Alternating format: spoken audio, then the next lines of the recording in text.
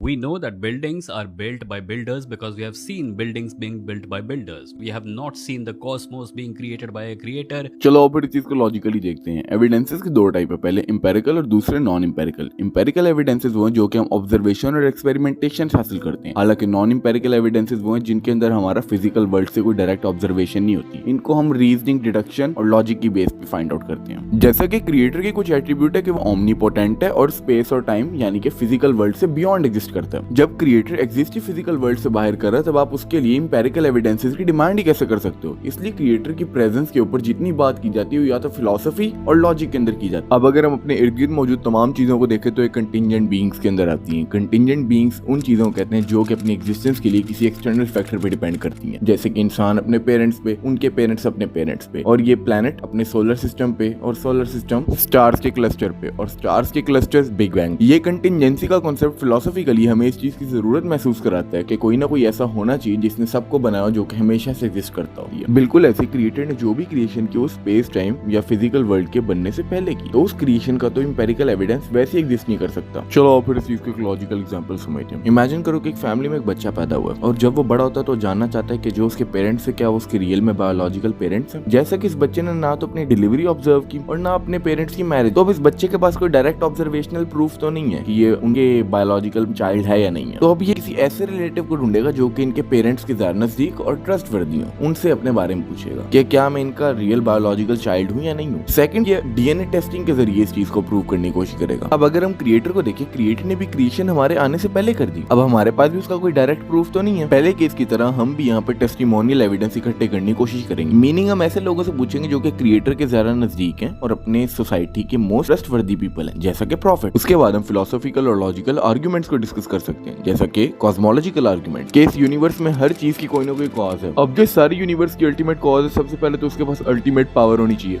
ताकि वो इस यूनिवर्स के अंदर मौजूद तमाम चीजों को एग्जिस्टेंस में लाने के काबिल हो। और सेकंड पॉइंट ये कि वो स्पेस और टाइम से पहले एग्जिस्ट करता रहा, तो उसे स्पेस और टाइम से फ्री होना चाहिए। और सेम ये एट्रीब्यूट हम क्रिएटर या गॉड को भी असाइन करते हैं।